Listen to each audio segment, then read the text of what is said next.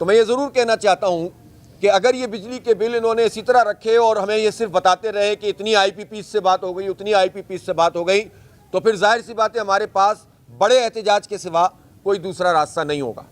میں یہ ضرور کہنا چاہتا ہوں کہ ہم 1-2 مہینے مزید دیکھ رہے ہیں، چونکہ ان کی طرف سے بہت زیادہ چیزیں آئی ہیں اور عوام کو ہم کہتے ہیں کہ وہ تیار رہیں ایک بڑی کال کے لیے، اس لیے کہ مجھے ایسا لگتا ہے کہ ہماری حکومت جو ہے وہ بغیر اس کے بات مانتی نہیں ہے۔ اور یہ بات بھی سمجھ لینی چاہیے کہ جماعت اسلامی جب کسی احتجاج کو منظم کرتی ہے تو پھر اس کو اس طرح سے روکا نہیں جا سکتا۔ ہم نے بہت تعاون کیا تھا پچھلی مرتبہ، انہوں نے تو ابھی کال دی نہیں ہے نا، تو میں کیسے دیکھوں اسے؟ باتیں چل رہی ہیں، جب کوئی چیز سامنے آئے گی تو پھر ہم بتائیں گے، اور ظاہر سی بات ہے کہ اس کی کوئی دلیل بھی ان کے پاس ہوگی اور کوئی میکینزم بھی ان کے پاس ہوگا، جب وہ سامنے آئے گا تو ہم آپ کو بتائیں گے۔ ابھی تو انہوں نے کال نہیں دی۔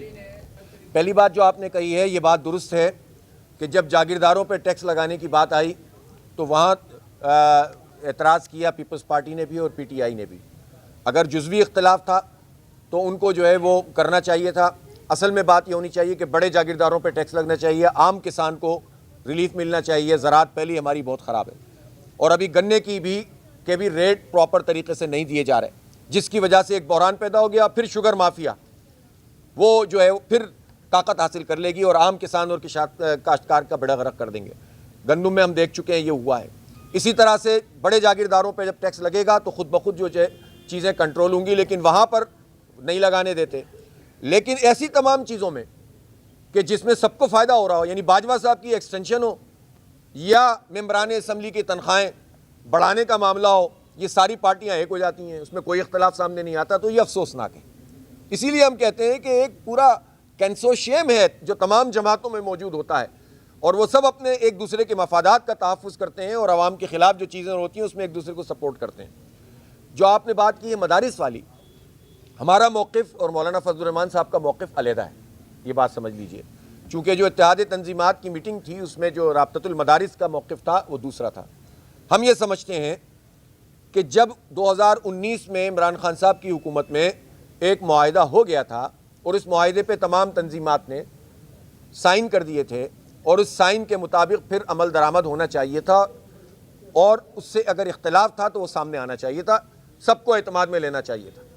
لیکن ہوا یہ کہ جب یہ 26ویں ترمیم پیش ہوئی تو اس میں ظاہر ہے اس کے ساتھ ساتھ یہ ایکٹ بھی آ گیا۔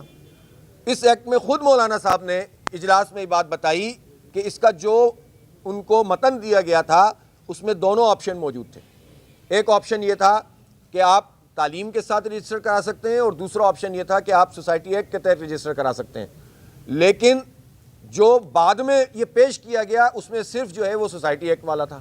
تو اس کا مطلب یہ ہے کہ مولانا تو اس پہ تیار ہو چکے تھے۔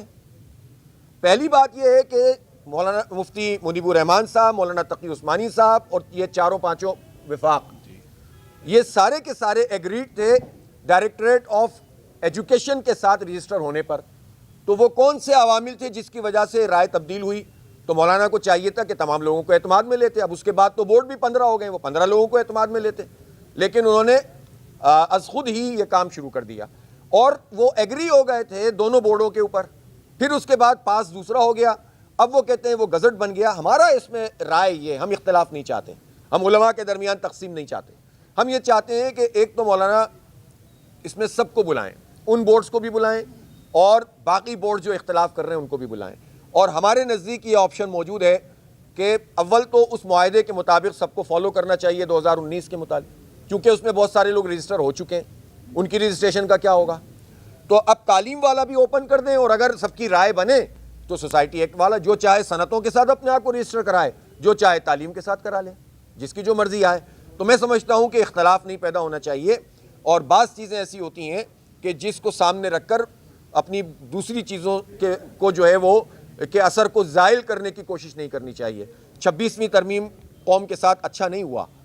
یہ ایک بہت بڑی سمجھ لیں کہ پاکستان میں جو آئین کے حوالے سے جو موٹی موٹی خراب چیزیں ہوئی ہیں اس میں 26ویں ترمیم بھی موجود ہے۔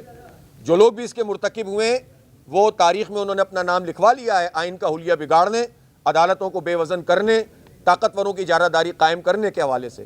تو اس معاملے کو علیحدہ رکھا جائے اور کسی دوسرے مدارس کے معاملے کے پیچھے چھپنے کی کوشش نہ کی جائے۔ جناب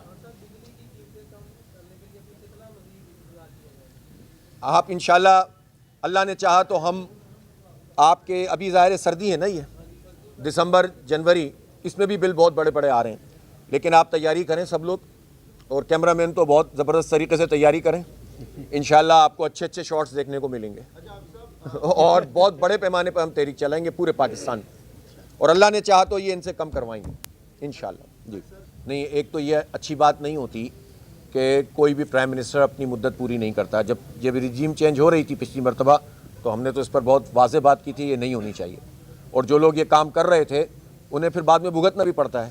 لیکن مسئلہ یہ ہے کہ جینون منتخب وزیر اعظم نے تو اپنا جو ہے وہ مدت شروع ہی نہیں کی ہے۔ آپ کے خیال میں پاکستان میں اس وقت کوئی جینون وزیر اعظم ہے؟ فارم 47 کی پوری اسمبلی ہے، تقریباً یہ 70% تک لوگ تو وہی والے ہیں۔ تو سب سے پہلا سوال یہ ہے کہ جن کو لوگوں نے ووٹ ڈالا تھا وہ تو اسمبلی میں نہیں بیٹھے ہوئے، جن کو نہیں ڈالا تھا ان کو بٹھا دیا گیا ہے۔ تو پہلا سوال تو یہ ہے کہ وہ کتنے جینون ہیں۔ آج ایک جوڈیشل کمیشن بنائیں، سارے فارم 45 منگوانا شروع کریں، ایک ایک کر کے فیصلہ کریں تو ماشاءاللہ سبھی رخصت ہو جائیں گے۔ تو یہ بھی تو المیہ ہے نا، لوگ غلط طریقے سے۔ اب نواز شریف صاحب ہیں، اب 3 مرتبہ وزیر اعظم رہے، ان کو یہ شکایت تھی کہ انہیں کیوں نکالا، لیکن اس مرتبہ 70,000 اضافی ووٹ انہوں نے ڈلوائے آر او کے ذریعے سے، وہ ہار گئے تھے بری طرح، 50,000 ووٹ بھی نہیں تھے، 1,20,000 کتنے کر دیے تھے، ماشاءاللہ جتنے چاہتے کر دیتے، اور اس کو انہوں نے قبول کیا۔ اب شعر پڑھتے پھر رہے ہیں، غالب کبھی یاد آ رہا ہے انہیں، کبھی میر درد یاد آ رہا ہے، میر تقی میر یاد آ رہا ہے، اب وہ شعر پڑھ رہے ہیں۔ ارے بھائی، آپ نے ایک جعلی طریقے سے اپنی ممبرشپ قبول کی، ناجائز طریقے سے آپ ممبر بن گئے، اب اشعار پڑھ رہے ہیں، اپنی دکھ کا اظہار۔ بھائی وزیر اعظم، بیٹی وزیر اعلیٰ، پانچوں گھی میں سر کڑائی میں اشعار پڑھ رہے ہیں، تو بھائی یہ نہ کریں اور تسلیم کریں کہ آپ نے جعلی مینڈیٹ کو قبول کیا ہے۔ جی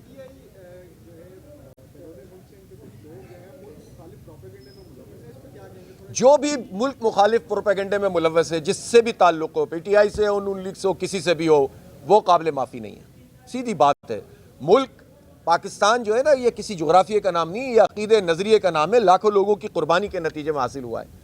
ہماری کسی بھی عمل کے نتیجے میں اس ملک کو نقصان ہوتا ہے، ہم سب کا نقصان ہے، ہمارے نظریے کا نقصان ہے۔ ہمیں شکایت اداروں سے ہو سکتی ہے، عدلیہ سے ہو سکتی ہے، حکومت سے ہو سکتی ہے، تو ہمیں اپنے اندر یہ صلاحیت پیدا کرنی چاہیے کہ عوامی رائے کے ذریعے سے ہم اپنے مقاصد کو حاصل کریں، لیکن یہ کسی کو اجازت نہیں دی جا سکتی کہ پاکستان کے مفاد کے خلاف کسی پروپیگنڈے کا کوئی بھی فرد جو ہے وہ حصہ بنے۔